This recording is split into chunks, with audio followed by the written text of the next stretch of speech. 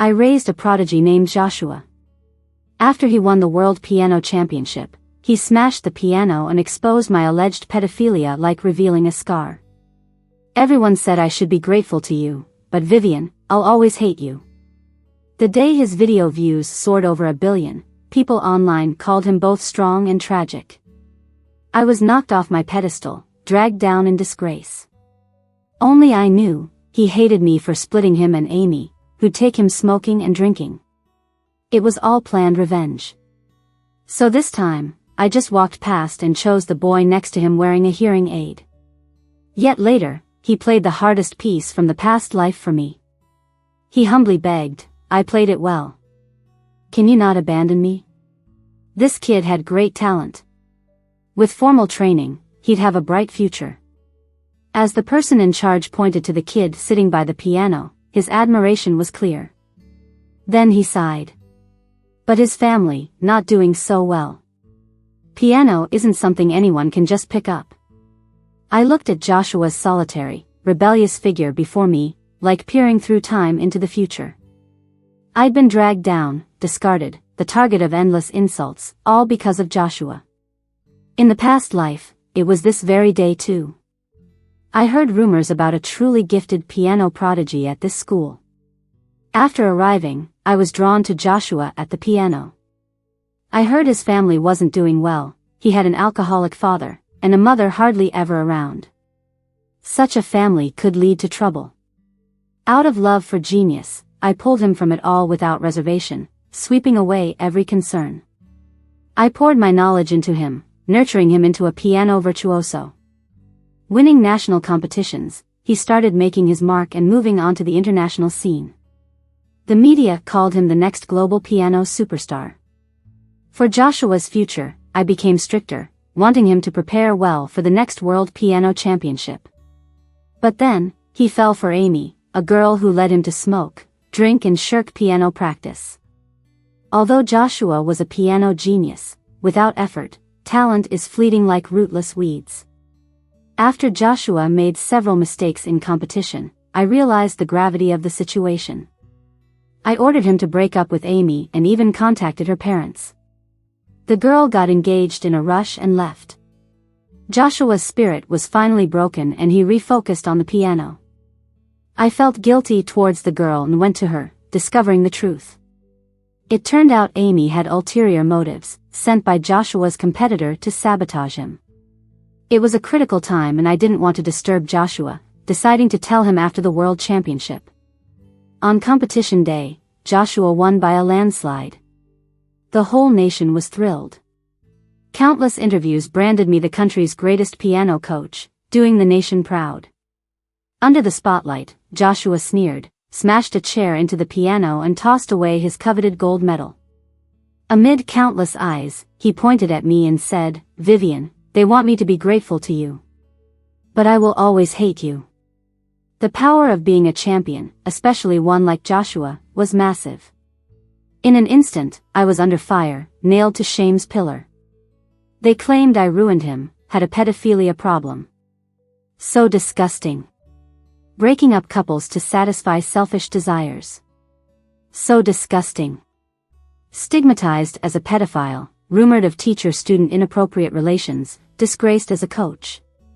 Under all the pressure, I stood on the rooftop. Then I blinked and was back in the present. I held back trembling hands driven by emotion. The person in charge subtly nudged me, "Coach, him?" I glanced at Joshua not too far off. Sensing something, he turned, we locked eyes, and I shifted mine first. "Yeah, him." Surprisingly, I pointed to a boy in the corner. Bruised all over, hearing aid on the ground, but his eyes showed undying passion for the piano. If I recalled correctly, he was Mark, the one who took second in piano competitions despite wearing hearing aids. Back then, I thought, if he weren't impaired, what heights could he achieve in music? Such a pity he died in his prime. Given another chance, why not save him instead? The person in charge took a sharp breath. "Mark? He can't hear, Vivian. What's most important in piano, shouldn't you know?" His voice was loud. Both Mark and Joshua turned to look at me. Joshua's young face showed traces of frustration. I was puzzled. Did he also reincarnate? If so, wouldn't he be glad at not being chosen, so why the anger?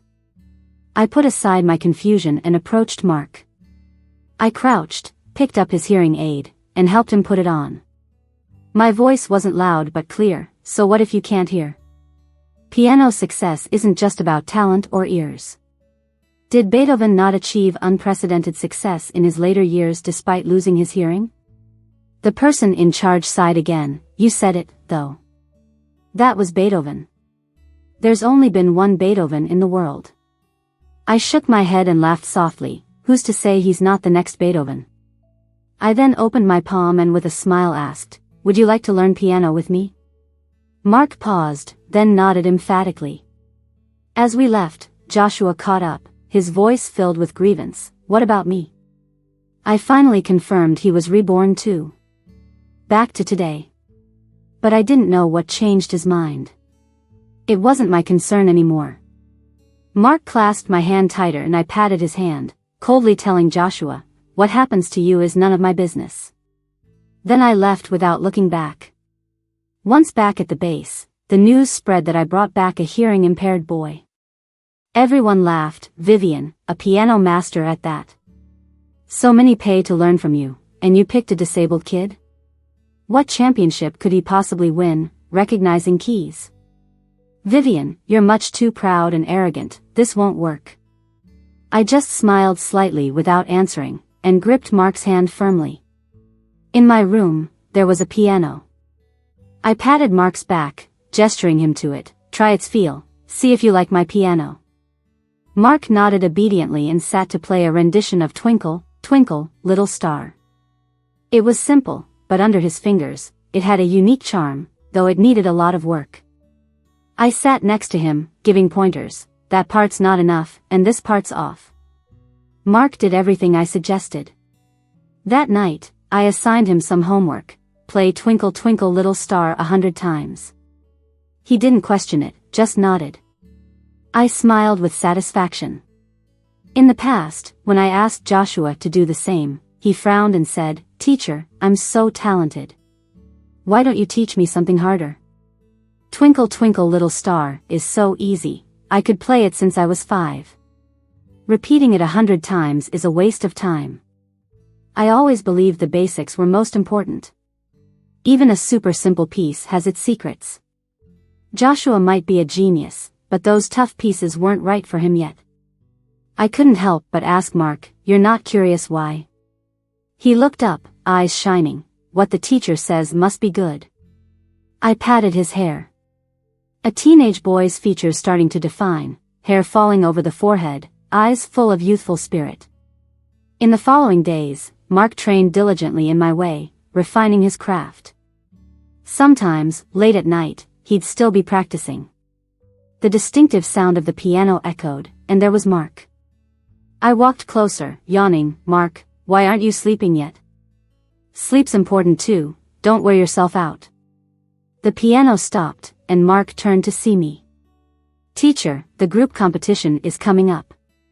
The base held evaluations every week, with small prizes to motivate learners. No need to stress too much. It's okay if you're not first, Mark. Mark shook his head. I want to be first, I want that prize. I chuckled, ambition is good, but don't go overboard. I began to say more, but he quickly removed his hearing aid to block me out. Stubborn kid. Mark grew more committed, hardly leaving the piano except to eat or use the bathroom. One day, a colleague visiting me noticed Mark playing and sighed. All that effort is pointless, he's no match for that genius Joshua next door. Did you know at just 15, he's already playing Beethoven's concertos? A boundless future ahead. Did you know how thrilled Kate was to have discovered such a genius? He continued. Hearing the word genius made me a bit wary. Genius? Who? The colleague swallowed. You didn't know? Joshua, he's in the same school as your little deaf kid. How did you miss such a prodigy, Vivian? I thought you had an eye for talent. Joshua, I froze hearing that name. He came here? And under Kate's wing too. Kate's my rival, we trained at the same place and should have been friendly. Yet, she always wanted to one-up me. If I practiced 3 hours, she'd do 4. When the base hired me for a big paycheck, soon after, she came too. I took Mark from school, she saw Joshua, and brought him back. I laughed, shaking my head, what's it matter to me? Then suddenly, voices sounded outside. Master sister. Kate burst in with a boy. Mark's playing went awry, spiraling into chaos. I frowned at Mark. He stopped and met my gaze with panic in his eyes. Kate sniggered at Mark's performance. Master sister, how have you lowered your standards so much? What's he playing? So many mistakes, I was better at 5. She pushed Joshua forward proudly. I've taken on a new student, quite a bit of talent, shall we show your student a thing or two? Under her orders, Joshua moved to the piano. Sitting down, his long fingers danced across the keys. The piece stunned everyone. It was Don Juan's Memoirs by a famous musician. Such a piece didn't match his age, yet Kate remained silent for a long time. I knew this all too well. In a past life, I had Joshua play this countless times. He always had mistakes until he finally delivered it flawlessly at the world competition, elevating both of us before our fall. This piece only came with painful memories. I gritted my teeth, watching Joshua. Eyes closed, lost in a world of piano bliss. Despite some errors, he finished the piece. The moment Joshua finished, Kate laughed maniacally. A genius, absolutely a genius, he'll be the country's best. No, the world's best. My disciple. I looked at Joshua, he stared back and then approached me. In front of everyone, he extended his hand, imploring, Master, I can play it now. Please don't abandon me. Kate yanked Joshua back. Your master's here, you're mistaken. Her voice held a hint of displeasure. I faced Mark, hands on his shoulders, asserting, Indeed, you called the wrong person. I've never been your master, I have only one student. His name is Mark. Joshua's lashes lowered, an expression of dejection.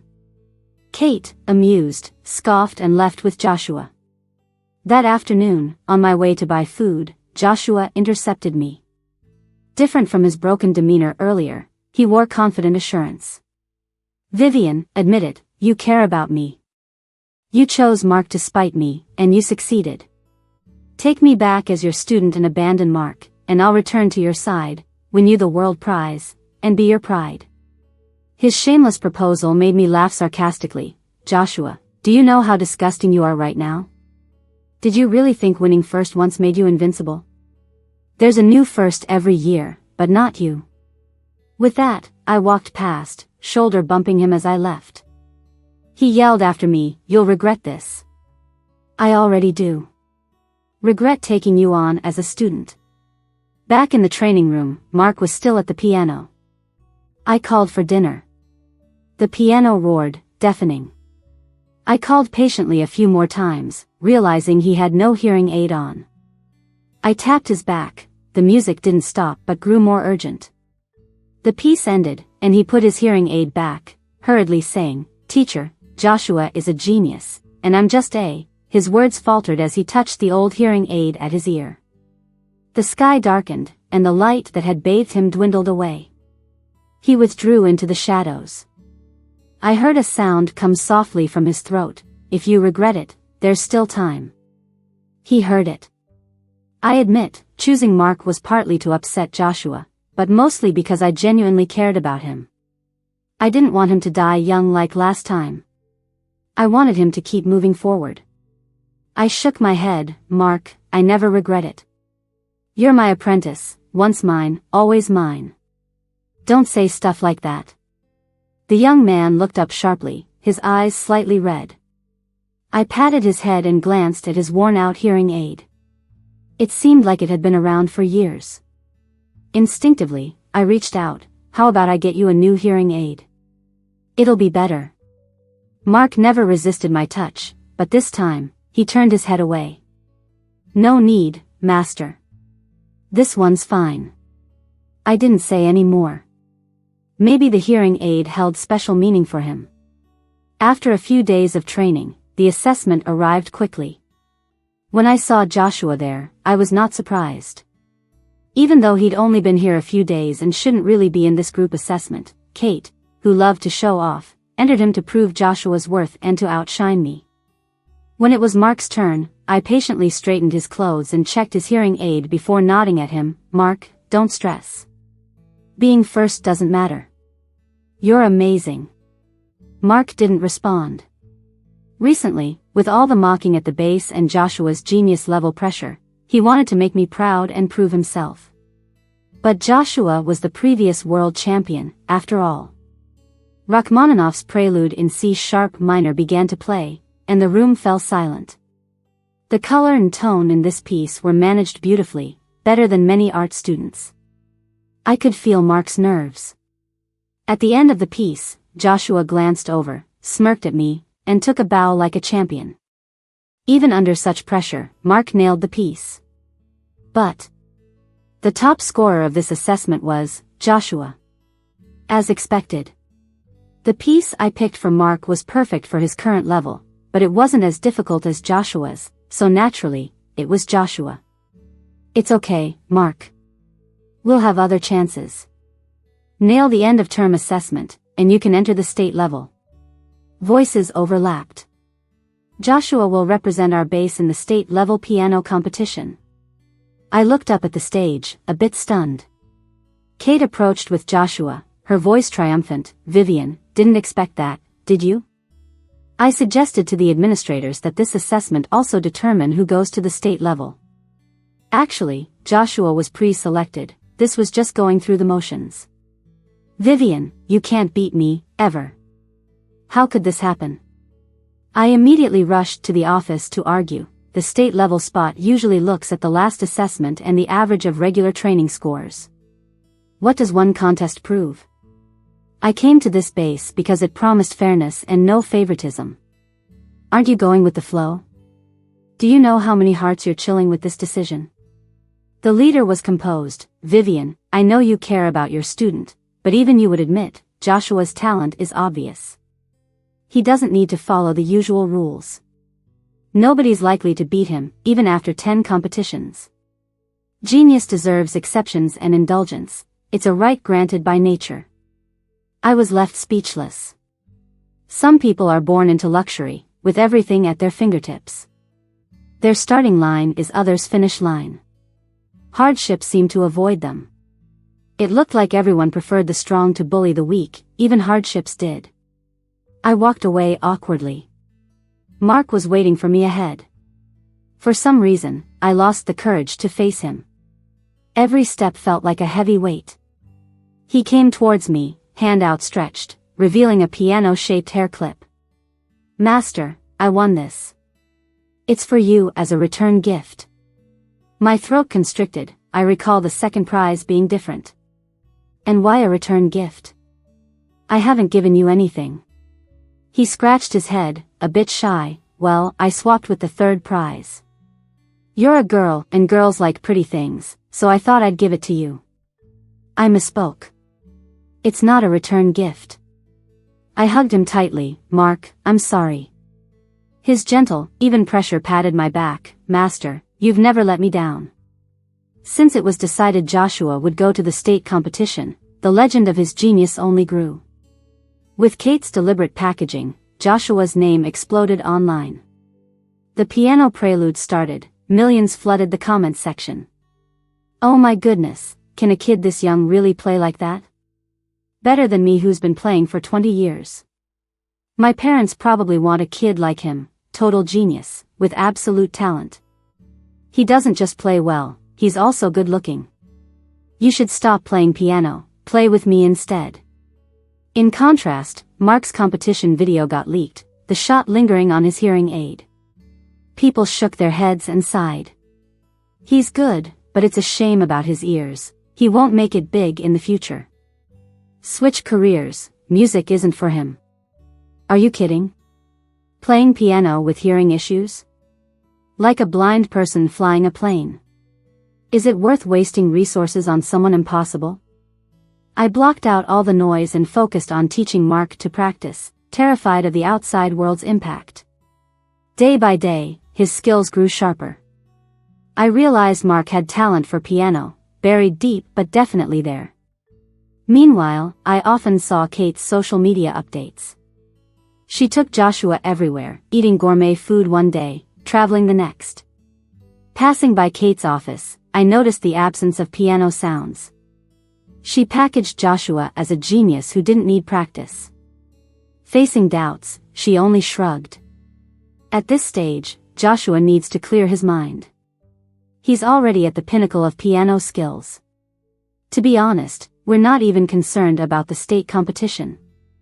I shook my head and stayed quiet. We had different views.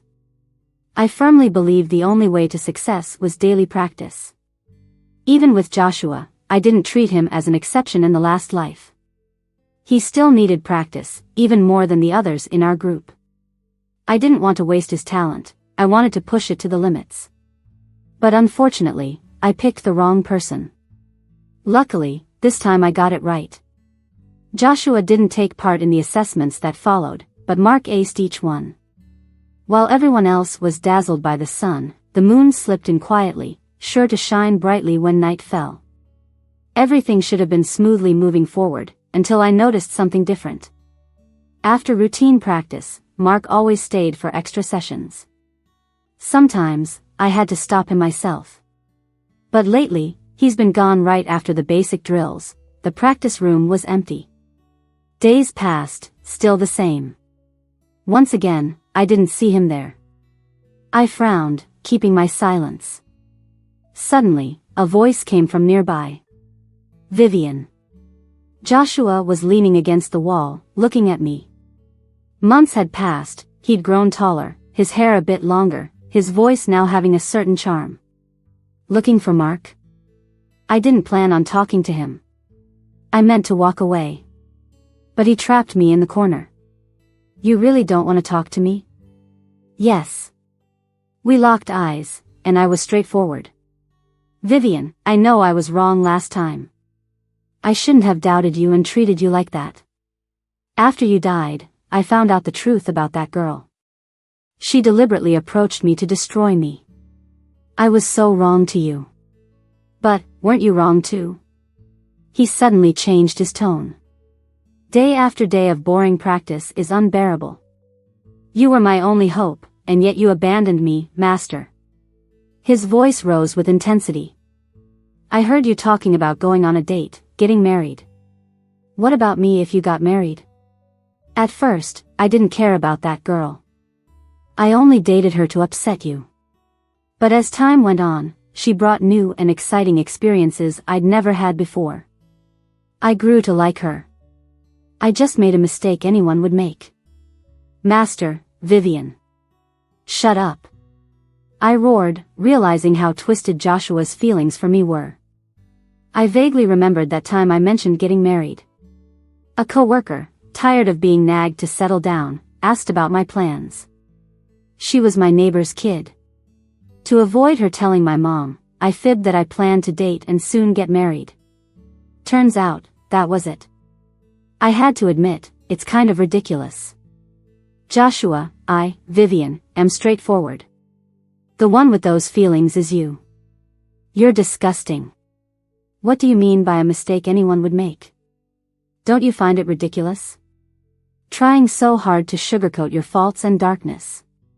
Let me tell you, there's someone who wouldn't. He cut me off. Mark, right?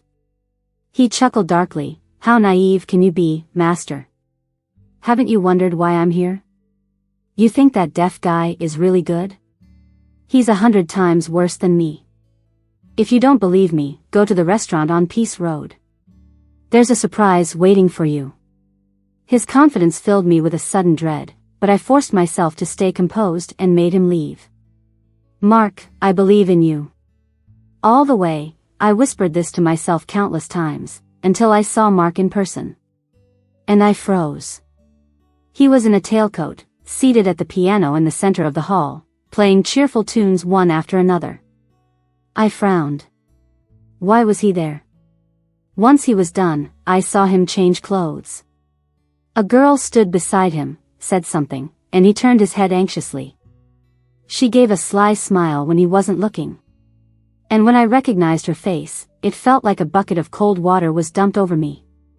No one else but the troublemaker Amy, who'd been with Joshua in the last life. She was in a server's outfit, her bold yellow hair unchanged. Mark came here, for her. I stumbled out, choking as the wind hit me. I coughed until tears streamed down, collapsing against a wall. Am I really that much of a failure? Starting over, new people, the same result. Even after failing before, I still believed I wasn't wrong. If one person calls you out, it's their issue. If 1,000 do, it's 1,000 issues. But now I was confused. For those 1,000 were strangers, their opinions didn't touch me. But Mark, Joshua, they were worth more than 1,000 casual acquaintances. It was heart-wrenching. The wind brushed by, tears feeling cold against my skin. I looked up, and the stars were gone, just the bright moon left. I trudged back to the base, turned off all the lights, letting the darkness swallow me. I didn't know how long passed until there was a click. The light stabbed at my eyes as I instinctively shielded them. Master, why are the lights off? A nice steady voice spoke. Mark's voice had changed too, I noticed. It lost its boyishness, becoming deeper, mature, not typical for his age. But very typical for a teen boy and girl chemistry that makes hearts race. I looked, seeing a brand new hearing aid in Mark's ear. Why the change? Who gave it? He touched it, He seemed to search for a word.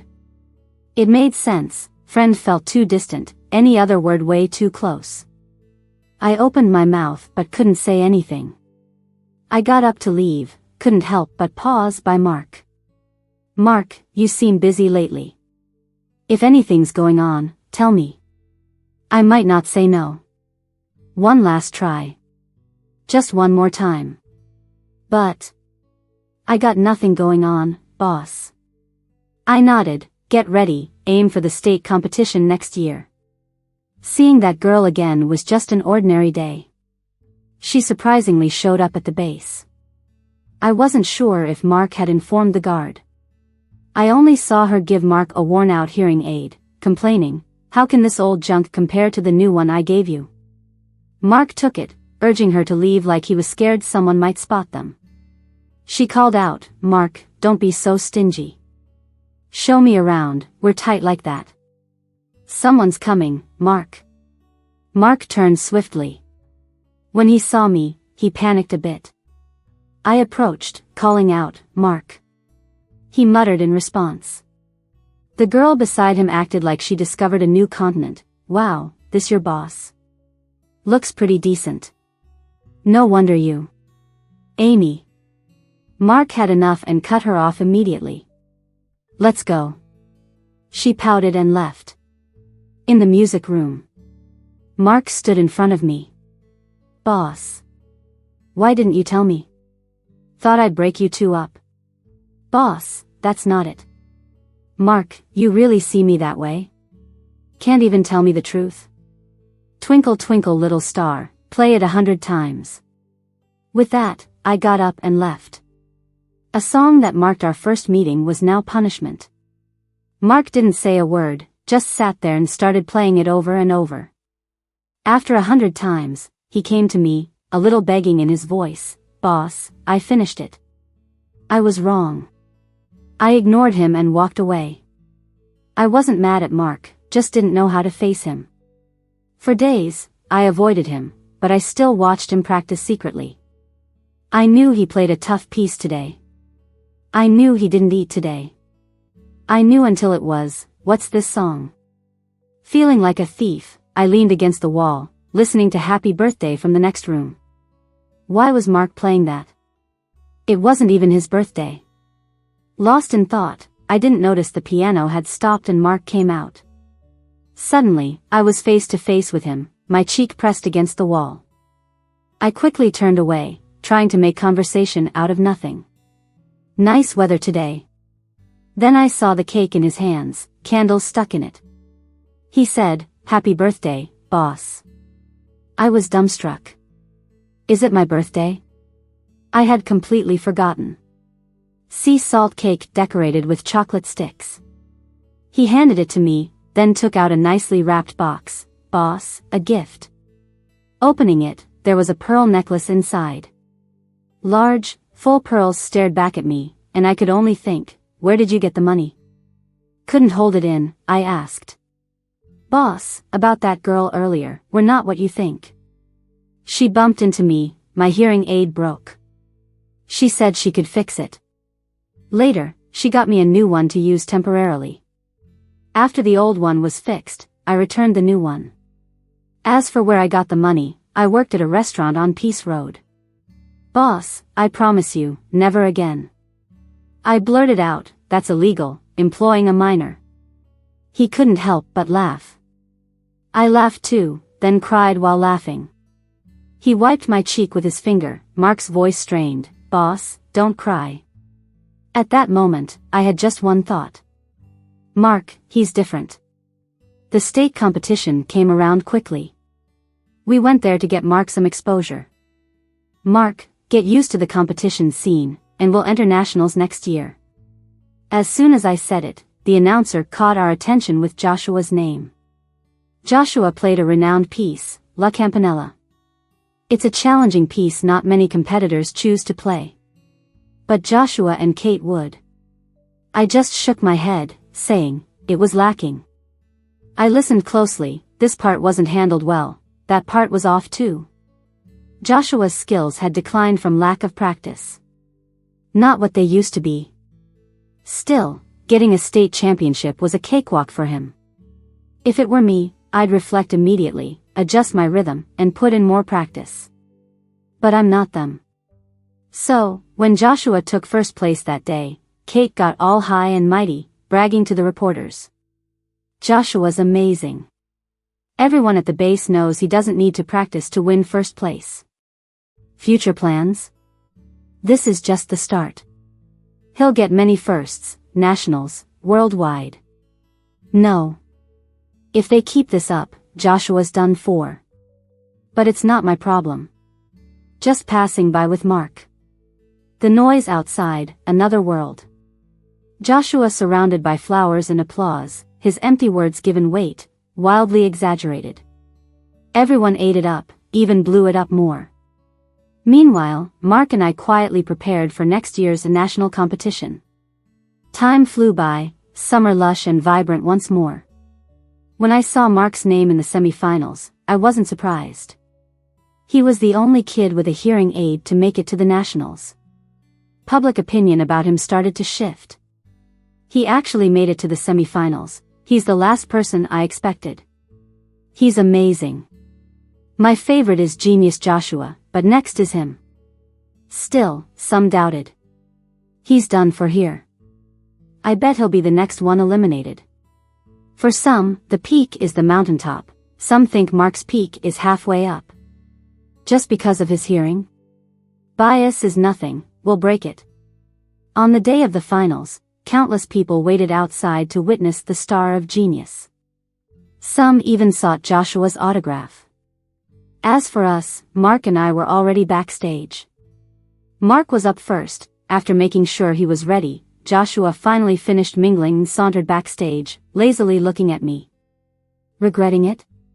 "Vivian, want my autograph?" I shot back unmercifully, "You selling regret now? Asking people every time if they regret it. Joshua, why not spend that time prepping your song?" He chuckled, "Others might not know how good I am, but you do." Crazy. Don't argue with fools. He was about to speak again when drawn by the piano music. It was Mark. The music seemed to have a magic that pierced everything, and we were its devout followers. Time passed slowly, my lips curved up unconsciously. Mark, he played exceptionally well. So well that Joshua's expression changed. He mumbled, "No way.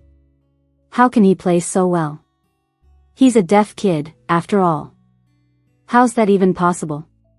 He never saw Mark as a rival.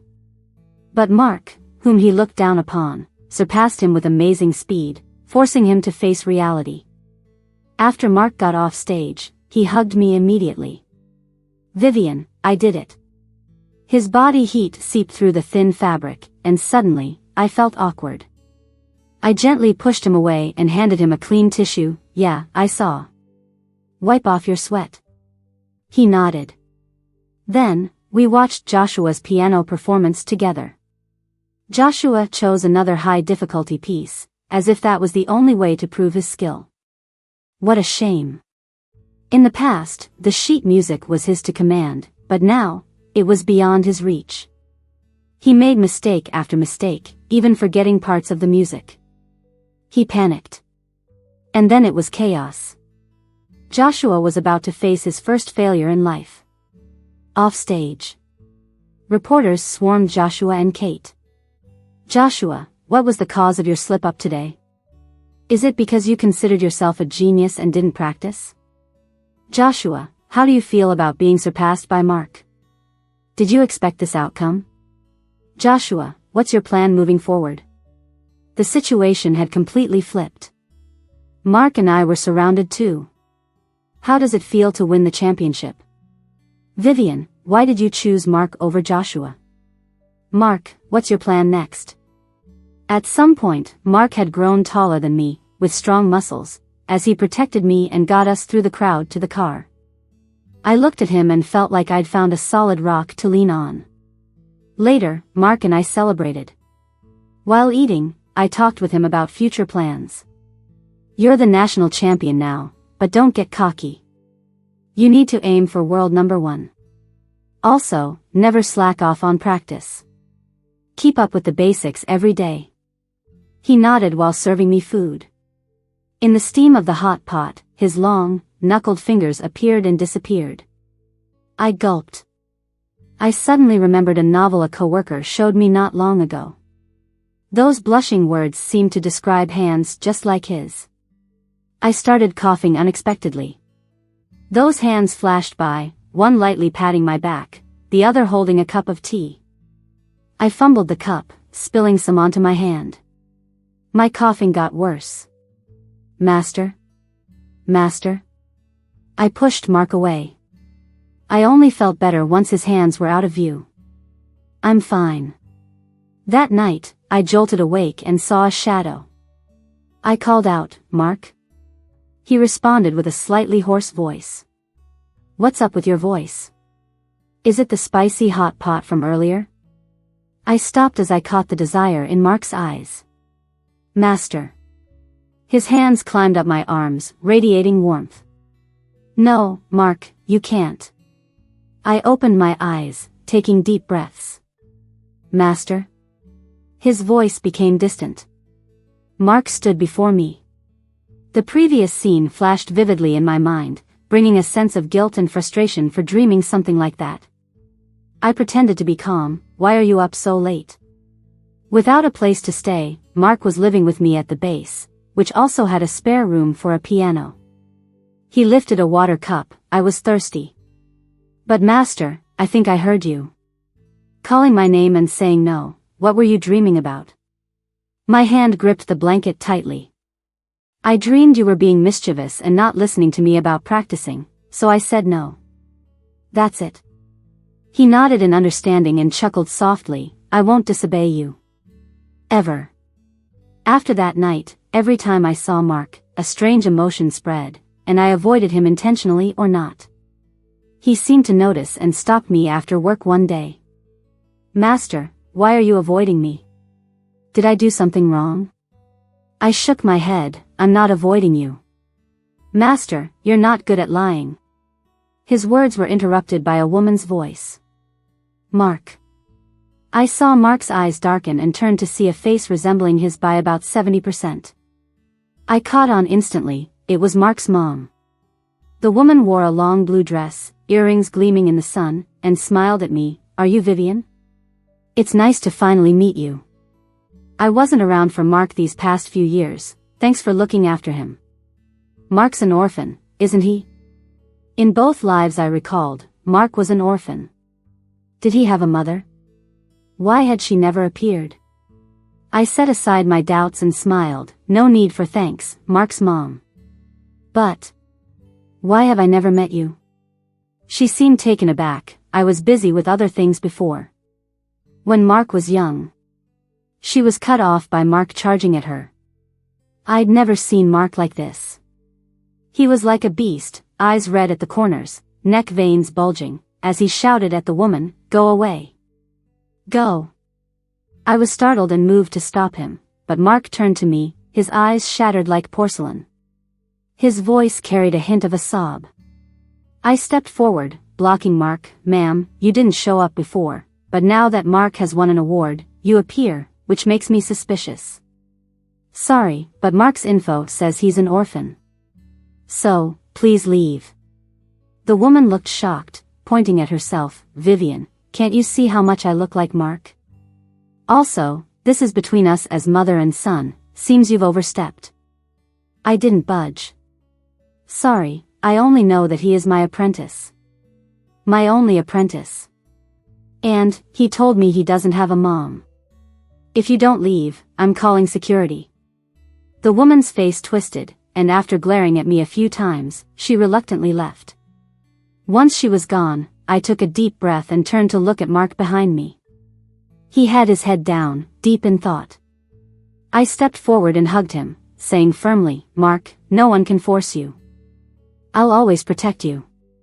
Mark looked up, and for a moment, a tear rolled down his cheek and landed on my shoulder. I thought the woman's appearance was just a blip. I didn't expect her to keep showing up, even bringing a paternity test to prove something. I had nothing to say about it.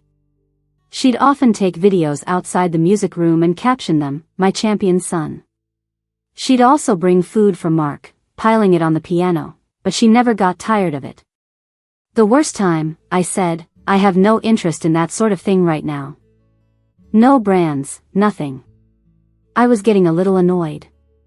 Ever since Mark won the championship, lots of endorsements came our way, offering huge sums, but I didn't want Mark to get distracted. I wanted him to focus solely on piano practice, so I always turned them down. But the manufacturers didn't care about that, they just saw Mark's huge commercial value. They kept bothering us over and over, which was wearing me out. This time was different. Mark's mom was lured by the high compensation. "Vivian, why refuse?" she asked. "So much money, just for a few photos and a video. Ordinary people might never earn that much in their lifetime. Winning championships is great, but making money is important too." I was a little disgusted by the greed in her eyes. We clearly were on different paths. Taking ads now would only disturb Mark. "If you're up for it, go do it yourself. Don't involve my apprentice. I'll only say this once. I won't agree, and Mark won't agree either." After Mark refused, she finally gave up on the idea. I thought she was a mother, but forgot some people don't deserve that title. While I was being dragged into hot gossip, I was listening to Mark play the piano. "Vivian, Vivian." A colleague rushed in, out of breath. Something bad happened. Holding her phone, a video appeared before my eyes. In the video, Mark's mom was crying her eyes out to the camera. I don't know why she wants to keep me from reuniting with my son. Now I know, she has those feelings for my son, afraid I'll take him away. How can a teacher be so indecent? I had to expose her evil deeds this way, hoping more people will pay attention to this matter. More videos surfaced. The day Mark's mom visited, I hugged Mark. The day we had hot pot, the way I looked at his hand. Some other clips were maliciously cropped.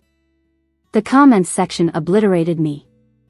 I kept seeing 3 words, child molester. My mind went blank with a buzz.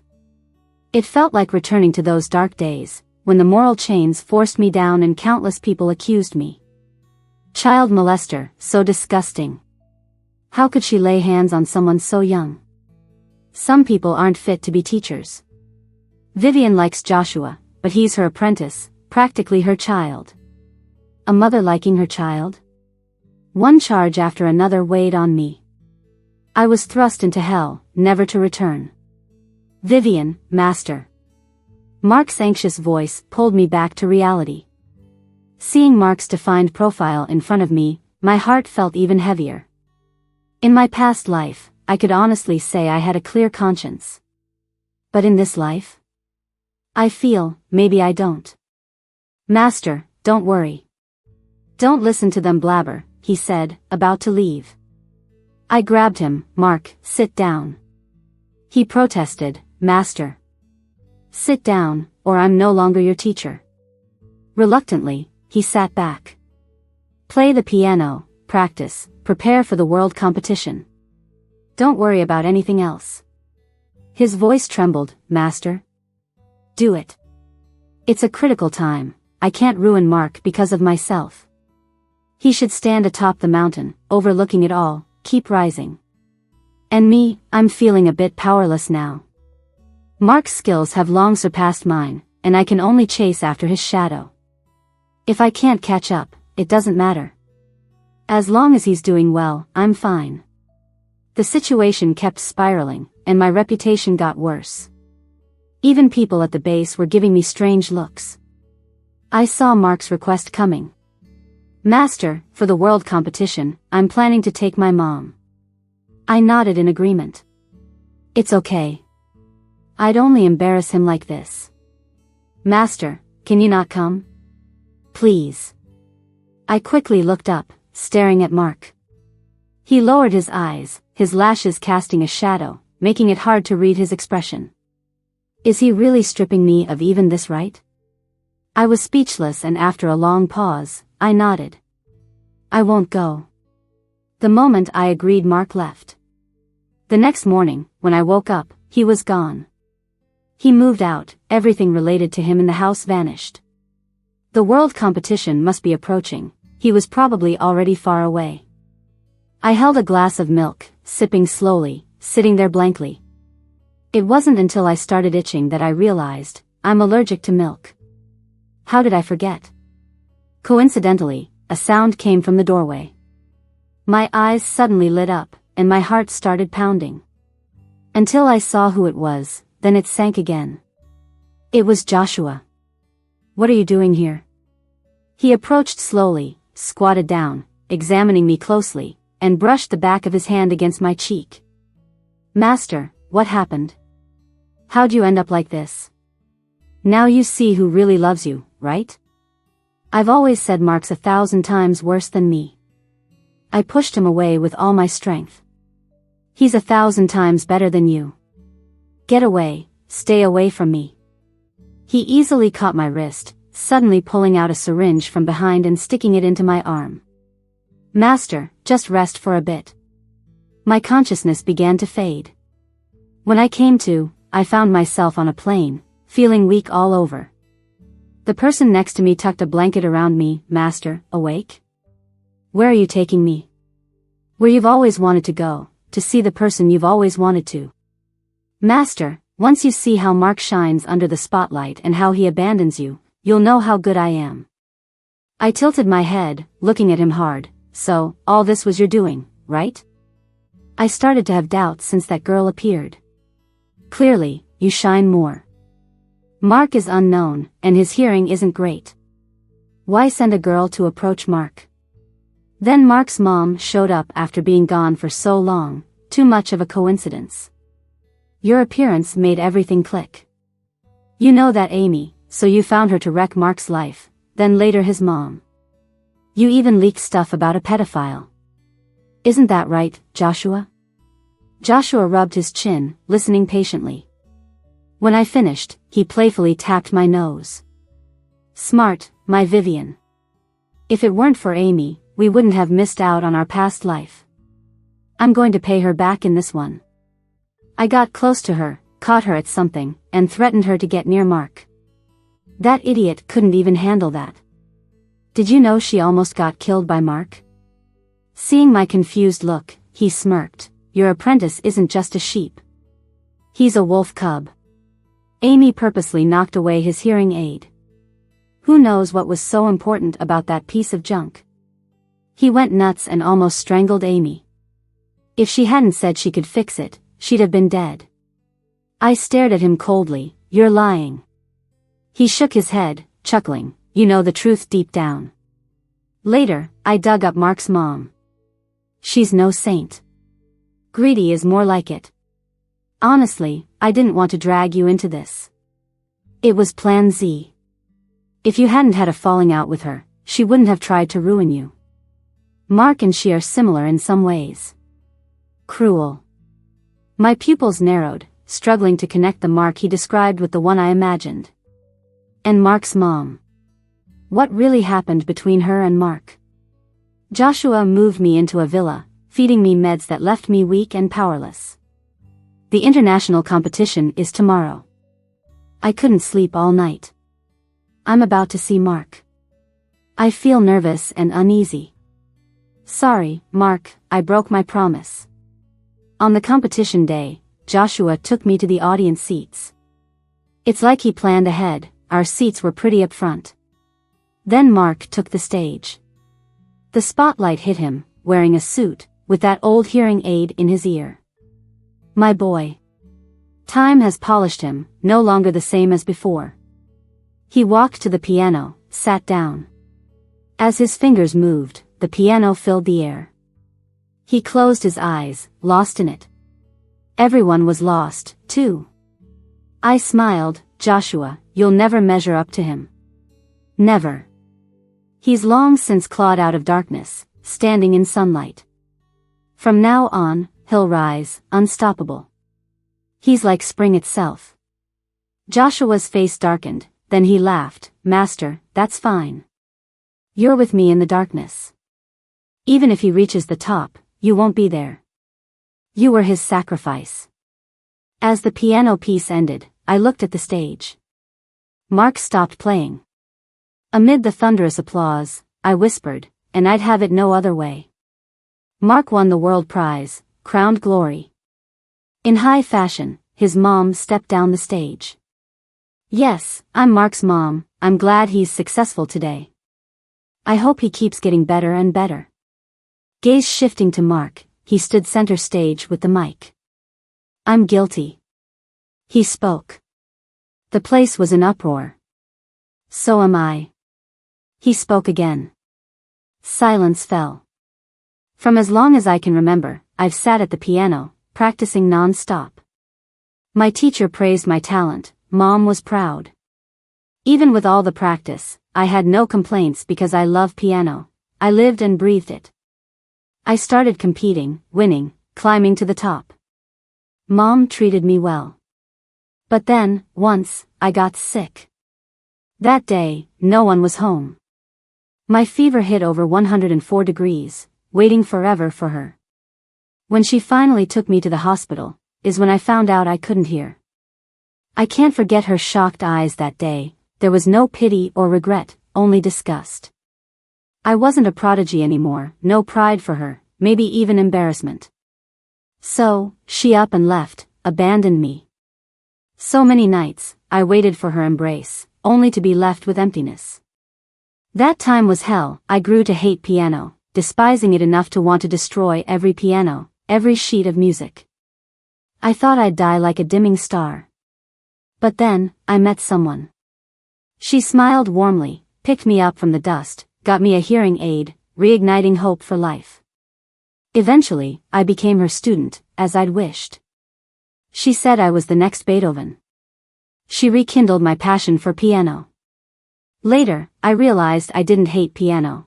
I hated my filthy self.